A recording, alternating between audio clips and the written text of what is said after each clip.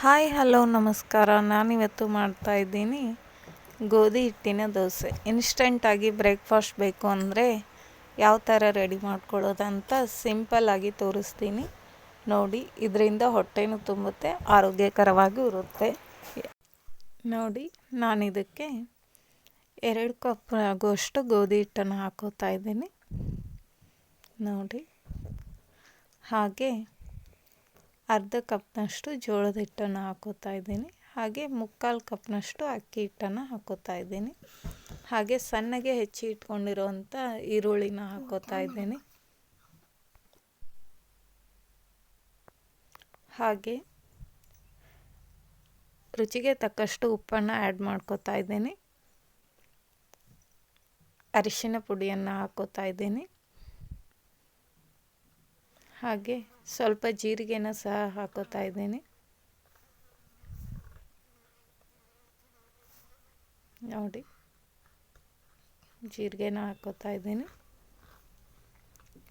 ಹಾಗೆ ಸ್ವಲ್ಪ ಅಡುಗೆ ಸೋಡಾನು ಸಹ ಹಾಕೋತಾ ಇದ್ದೀನಿ. ಇದ್ರ ಮೇಲೆ ಹಸಿ ಖಾರವನ್ನು ಹಾಕೋತಾ ಇದ್ದೀನಿ. ನಾವು ಹಸಿ ಖಾರನ ಬೆಳ್ಳುಳ್ಳಿ, ಉಪ್ಪು, ಜೀರಿಗೆ, ಕರಿಬೇವು, ಕೊತ್ತಂಬರಿ ಎಲ್ಲನೂ ಸೇರಿ ಮಿಕ್ಸ್ ಮಾಡಿ ಇಟ್ಕೊಂಡಿರ್ತೀವಿ. ಹಾಗೆ ಸ್ವಲ್ಪ ಸಕ್ಕರೆನ ಆ್ಯಡ್ ಮಾಡ್ಕೋತಾ ಇದ್ದೀನಿ. ಇದೆಲ್ಲನೂ ಪೂರ್ತಿಯಾಗಿ ಮಿಕ್ಸ್ ಮಾಡ್ಕೋಬೇಕು. ಹಿಟ್ಟಿನ ಜೊತೆ ಎಲ್ಲವೂ ಪೂರ್ತಿಯಾಗಿ ಮಿಕ್ಸ್ ಆಗಬೇಕು.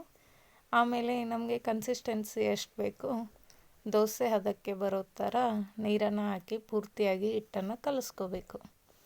ಹಾಗೆ ಒಂದು 10ರಿಂದ 15 ನಿಮಿಷ ಹಿಟ್ಟನ್ನು ಬಿಟ್ಟು ಅದ್ರ ಮೇಲೆ ಕರಿಬೇವನ್ನು ಸಣ್ಣಗೆ ಹೆಚ್ಚಿ ಹಾಕೋತಾ ಇದ್ದೀನಿ.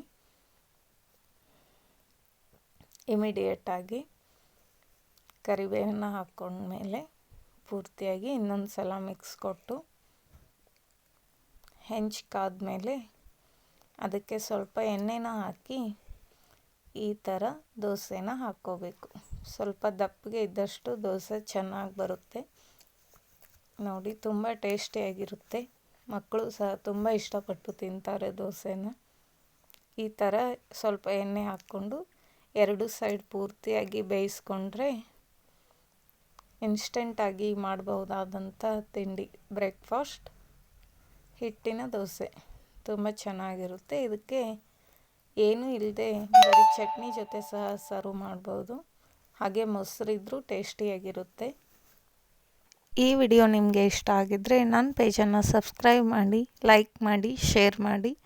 ಹಾಗೆ ಮುಂದಿನ ವಿಡಿಯೋಸ್ಗಾಗಿ ನನ್ನ ಚಾನಲನ್ನು ನೋಡ್ತಾ ಇರಿ. Thanks for watching friends.